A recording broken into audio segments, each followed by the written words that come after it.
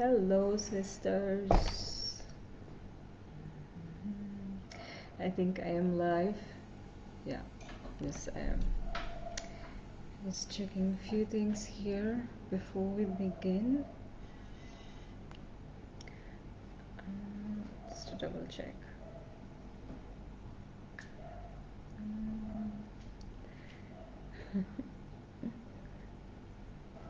Yeah, we are good to go.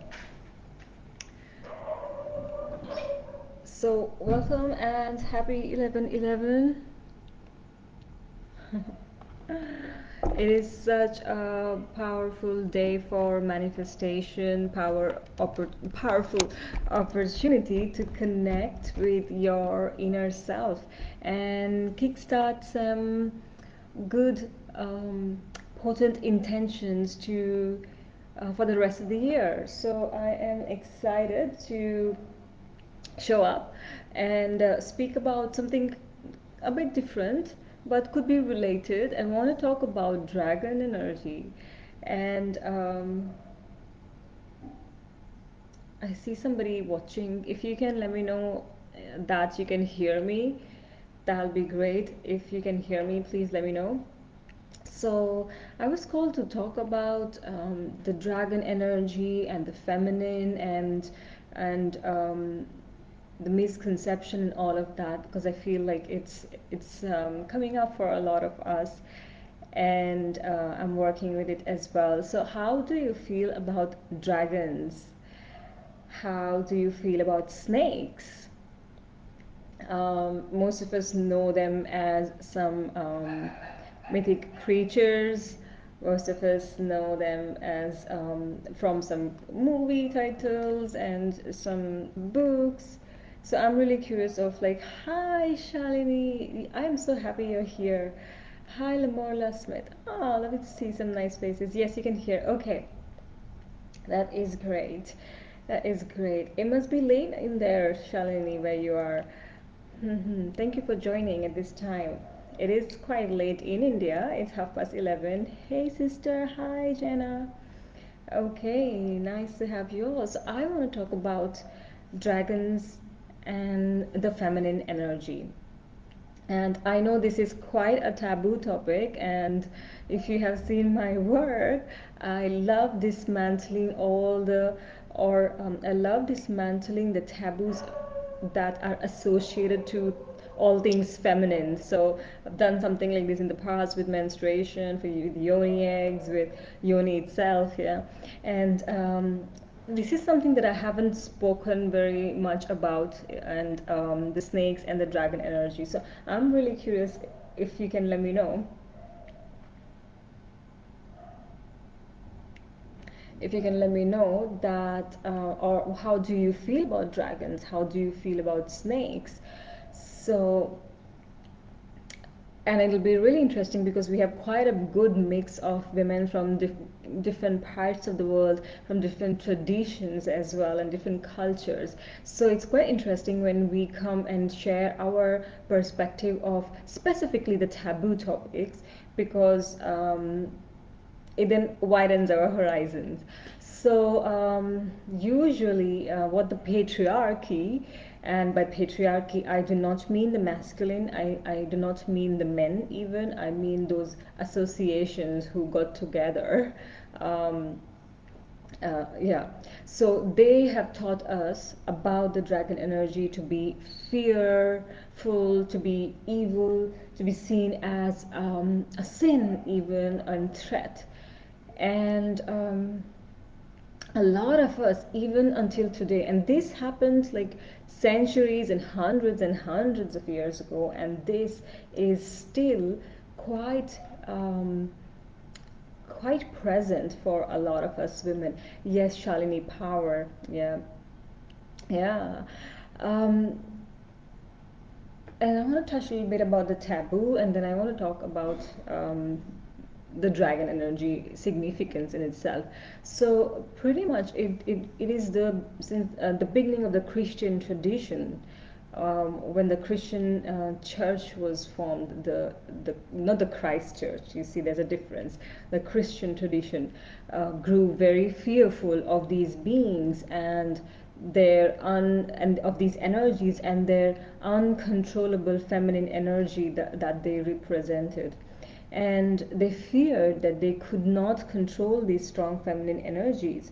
So then the Christian leaders at that time chose to wipe the memory of the dragons and the serpents from the face of the earth so that no one could access the wisdom, the uncontrollable wisdom underneath, because their main agenda was to control the masses, not for the benefit of creating a religion for people. And in order to serve their own agenda, they had to wipe out the memories, the teachings. So that was not it. Even the pagan nature worshippers, the druids, the witches, the priestesses, anybody or anything that was associated with the divine feminine, the workings of the earth, dragons, were either burnt or buried as an act of repression. And this continued until today, and it's really interesting to see how even until today this holds such strong unconscious patterns in us women. And eventually, throughout centuries, this disconnection and misinformation about the dragons led us to fear them as reptilian energies, as these crazy, fearful creatures of destruction, bloodthirsty creatures of destruction. Let me know if you resonate. Let me know if somewhere, somehow, you also perceived this at least once in your life, if it happened. I'm curious. They were taught to us as fearful creatures of destruction, specifically in the Bible as beings from the devil or the Satan or the Lucifer. I have special connection with the dragons. Yeah, awesome. Tell me more. Tell me more. What is it? We would be very curious to know. Dragon power and divine snake temptation and sensuality. Yeah. And you see how we are remembering those. These things, these information, wisdom, memories were then burned and hidden and stuff. But its resurgence was inevitable. You see, now is the time of resurgence, and when I feel now is we as humanity is also very ready to finally remember and work once again with these powerful energies. And so many of us also grew up in, specifically who grew up in Christian family, like myself as well, experience very fearful energies about snakes, um, until today. And I know this out of my personal experience um, that I was taught that the snake is the you know is the Satan and the devil, and I feared snakes so much that I could barely see snakes or on TV. Every time they showed TV, me as this little girl would just close my eyes because I don't want to see the devil or the Satan. And when I look back, I feel so, I mean, I feel sorry for myself, but I also have to accept and I think go into divine humor rather than trying to play the blame game here. Yeah, I want to talk about it, Shalini, climbing the tour. Yeah, I want to talk about it. I will talk about it in a minute. Um, so let me know if any one of you resonate to this, because it took me quite a long time until only recently after my Kundalini experience that I could um, I could accept the snake experience back in my life, because the ingrained programming was just so strong. The fear, there was this unconscious fear was so strong. And what I like is that more and more of us are now looking back into the many forms of earth wisdom, and we are finding deep resonance. And the dragon energy is one of them, which is why I'm so glad to see women like feeling this power and unicorns and dragons forever and special connection and all of that.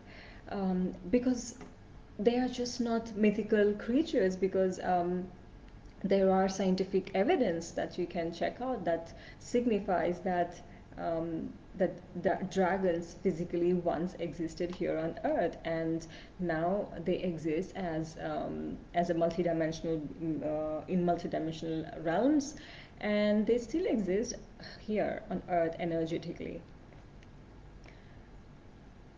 I feel scared of snakes. Yeah, you see, the fear for snakes was specifically ingrained by the Christian traditions centuries ago, with the intention of taking the personal power away from people.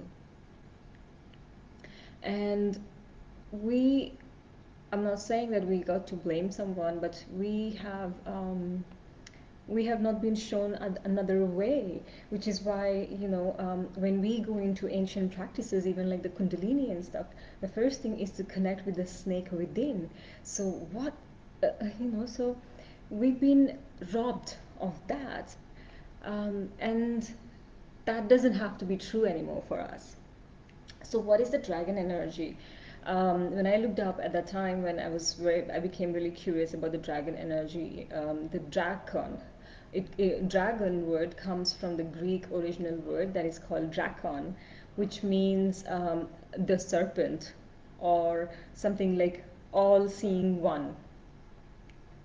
So that's where the root word comes from the Greek language.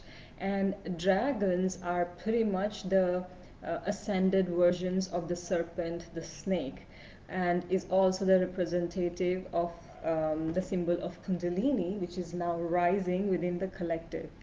And as Audrey says, yes, the dragon energy is a symbol of great power and self-empowerment. In fact, it signifies personal power.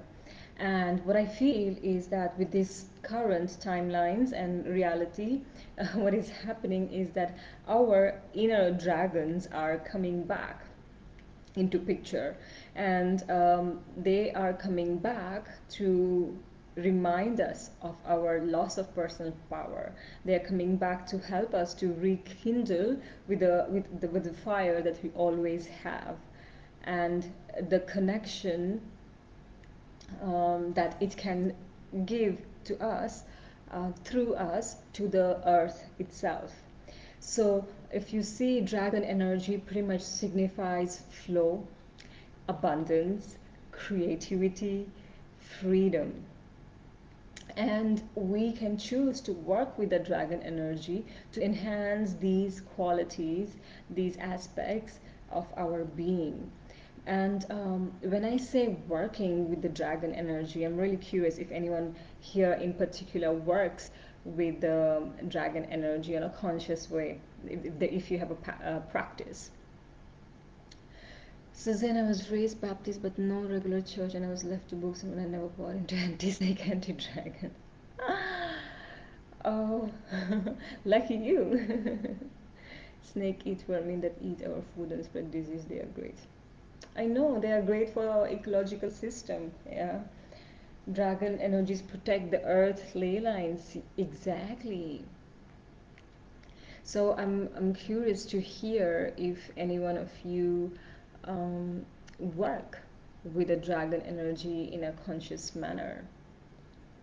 If you can share with me. And looks like my video has disappeared. Earth blessing. Shiny, can you let me know if you can still hear me, see me? Because I don't get to see anything on my screen anymore.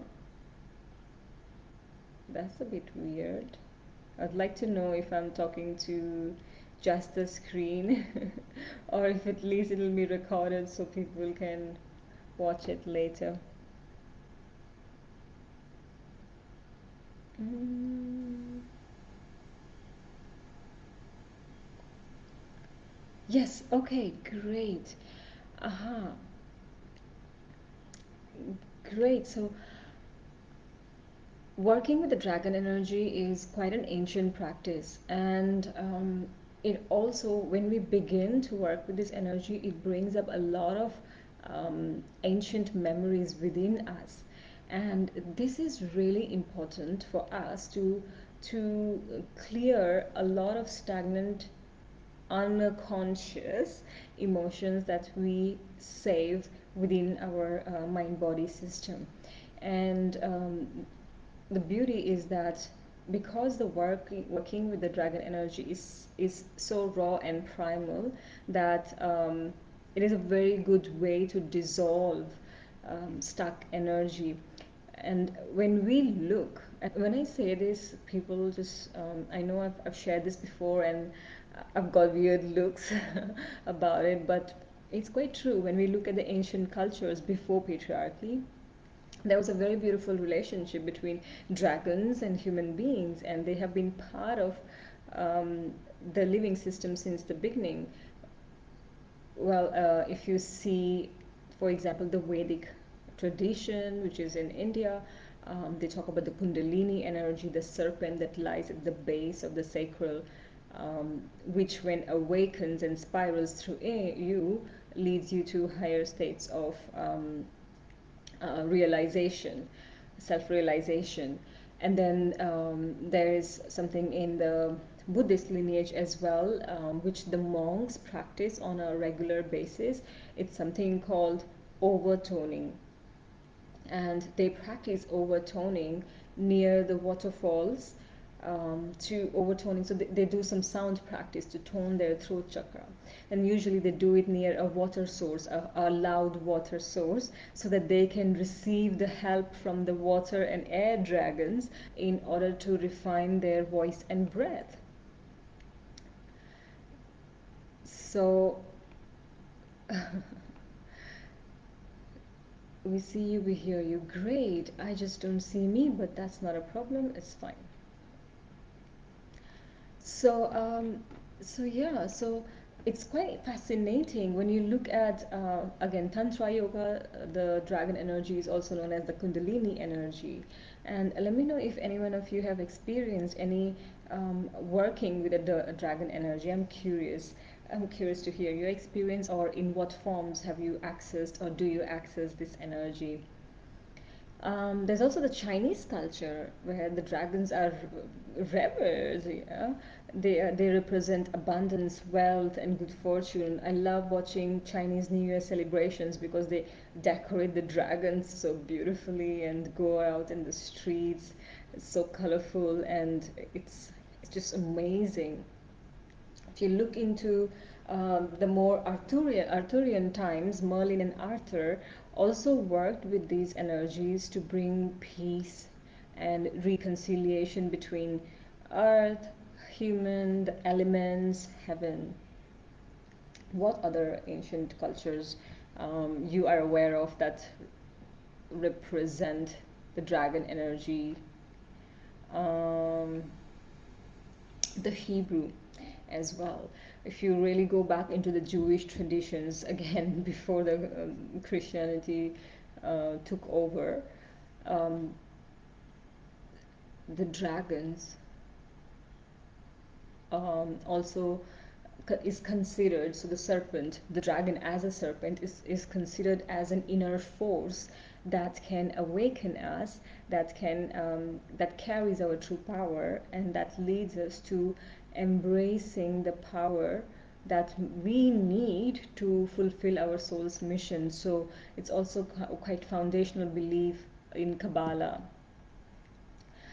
So each one of us have an inner dragon, and it's our dark primordial energy that is here to assist us in our awakening and to shift the capacity, to even lift the capacity of our own energy. And one interesting, very interesting way Um, while performing, let me read some comments because they are so tempting. Yes, while performing Kundalini meditation, felt serpent's power raising. Yeah, and this is a very fiery energy. Like you can feel the warmth in your body gets heated, and there is a lot of clarity that comes after it as well, isn't it? In a couple of women's things, I am a Chinese dragon. Yeah, again, your spirit guide. Many people choose to work with the dragon spirit guide. One of the interesting ways to work with the dragons is to synchronize our heart and breath sound with the dragon ley lines of the earth. So the dragon ley lines are pretty much energy pathways that are on the earth, and Glastonbury is one of those. And exactly, Shalini was talking about when you walk up the Tor, you walk through the dragon ley line, and you can feel like there is a raw primal power that invigorates in you. That's why this is such a magical place as well. And I love what I love about Glastonbury is that when I went for the first time, I was really mesmerized by the symbol, the the symbolic nature of dragon existed everywhere. You know, I was researching my topic at that time, and every single where I went, I saw only dragons. Like they were on the flags, they were on the windows, they were on the rugs, they were on the curtains, they were on the things that they were selling, they were on the clothes. They were just everywhere. The dragon is just personified as this personal power symbol there, which was quite overwhelming for me and very intriguing as well to find out more. It was a beautiful experience. Those of you who have been to Glastonbury can share. It's a beautiful experience, and but it doesn't mean that you all have to go to Glastonbury to meet your inner dragon or activate your inner dragon. Um, Shakti is also the dragon energy. The dragon energy is the feminine, and this energy is usually at the depth of our wombs, and it lies asleep and curled for most of us for most of our lives until you choose to activate it consciously. So, without having to travel to any of the dragon ley lines, you can begin to work with the dragon energy by activating that power in you. Because, and this is really crucial for us women with womb space. Because working with the dragon energy heals the traumas, memories of life force energy, that's been stolen or stuck, and it helps us to activate our own Shakti, our own creativity, and our connection to the realms around, because we are not separate from nature, we are the nature. Life is in the nature, you know, wherever you are. So it gives a deeper sense of connection in all those realms of the feminine. And this dragon energy, this serpent power, it's a very important aspect of grounding as well as opening our womb space. So let me know if any one of you have experienced that. Shalini, powerful indeed. I remember how you encouraged us. Yeah. I was given to understand the Torah is like the womb. Yeah, um, yeah, and you did well. You finally made it. You patiently marched all the way up. Yeah, the dragon ley lines, and yeah, and this is really interesting. The more we climb it, the more healing occurs in our womb. Exactly, that's walking on the dragon ley line, and what happens is that our breath changes because of also the altitude and the weights. Is laid out, the structure, our breath changes, our breathing pattern changes, and this is really crucial to activate our inner dragon. because inner dragon, yeah, ancient cultures, they considered our inner dragon as our darkness. And so many of you know, I like talking about dark feminine, because this darkness is not here to destroy us, and it's not meant to destroy. Instead, this darkness is meant to be welcomed, and through its journey, we find our strength. So it's the same with the dragon energy helps us to discover that. And this is the secret power of the divine feminine, pretty much that which the patriarchy attempted to destroy. This is the power that we have inside our womb, that we can use. We can use the dragon energy as our power to stand in the darkness, and then through the darkness finding our way to the light.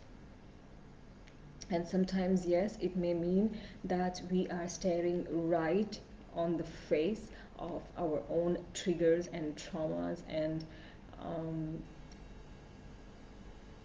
hurt, rage, anger, resentment, and all of those uncomfortable feelings of ancient memories.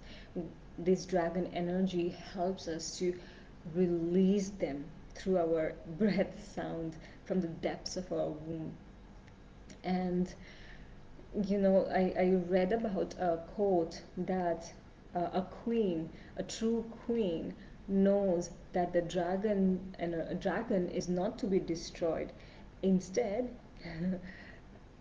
the dragon is to meet right on the face, harness its power, and let it carry you.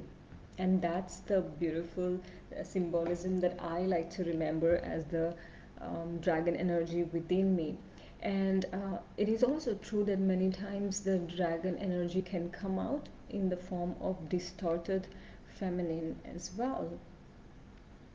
Um, and this is a very unconscious pattern. Once again, it comes out always from a place of fear, not from a place of love. The dragons are extremely loving beings. If you work with them as spirit guides, they're extremely loving beings. They just look scary at times, but they're extremely loving beings.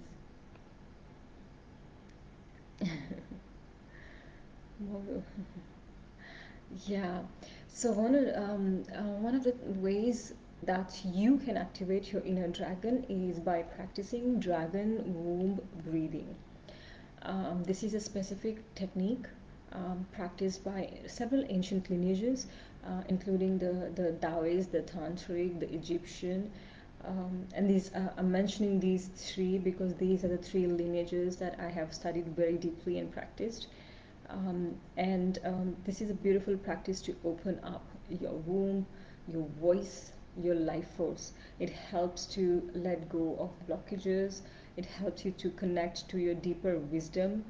It helps you to connect to your raw essence, which is very much required to be uniquely you in this world. When you have access to this energy within you, you will not have the need to prove yourself, to compete with another person, to to yeah, to pretty much be overpowering or overshadowing someone to be seen or heard, because you will be connected to your true essence, your higher self. And once we are connected, there a space opens for you anyways. Yeah, and this is a very important practice for us women, because we women are extremely emotional creatures, and we have the capacity to transmute a lot of unsettling emotions into pure, fertile soil for manifestation. And we can do this by doing it for ourselves, for our community, for the collective, which is why I feel like as women, we have a special responsibility at this crazy, chaotic time. Um, yeah, so the dragon womb breathing, this is something I also teach in my upcoming womb rage program. It's in fact a 3-day self ceremony where you are invited to take yourself into a 3 days of ceremony of discovering your dismantling your rage pattern, which is due to your anger, your fear, your sadness, and all of that, which is the first day of the ceremony, which is the Sankalp ceremony. And then we move on to the day 2 ceremony, which is the Tandav ceremony. And the Tandav is the divine dance, the divine rage ceremony, as they say. When you see Kali dancing, she's doing the Tandav. So as part of that ceremony, I also teach about activating your inner dragon, to release that, to open your voice, to release all the things that are actually, all those things, all those feelings that are holding you back from truly being you. And then not from a place of arrogance or dominance or ego, but from the place of pure self-respect, compassion to yourself and also others. And then on the day 3, we do a beautiful tantric ceremony of integrating all of that. So if you're interested in experiencing guided session of dragon womb breathing, feel free to reach out to me. I will explain you more about how this works inside the womb rage. And yeah, gift yourself this, because it's very important for us to regularly practice activating our dragon womb, because on one hand, we have the ability to transmute a lot of emotions for its good. On the other hand, we also have the ability to absorb a lot of negative energy that is around us, that is going on, that we witness on day to day, whether it is to us or to society, to the collective. And we, as the bearers of light, creating way for the new generation of women to feel self-empowered in the true way, it is important that we activate our inner dragon. So that's what I wanted to share. And I'm looking for any comments. There's no comments. So thank you very much for listening. I'm not sure why my video is not working, but I hope that you got to hear me at least, and you got something out of this. If you have any questions, or if you have any other experiences of the dragon that you would like to share here, let's share more. Let's share about the serpent, the snake, and so that we can together overcome this taboo that we've been taught, that these are the things we need to fear. These are the things we require to step. These are the beings we require to step into our personal power. So that's what I wanted to share with you. And sending you big love. If you're interested in the womb rage self ceremony, then it is available for intro price until tomorrow, until the 13th, until the 12th. Until tomorrow. Yeah, it's already 12th here in India, so until tomorrow, 12th November. And the link will be somewhere in the comments. So that's all from me, sisters. Much love.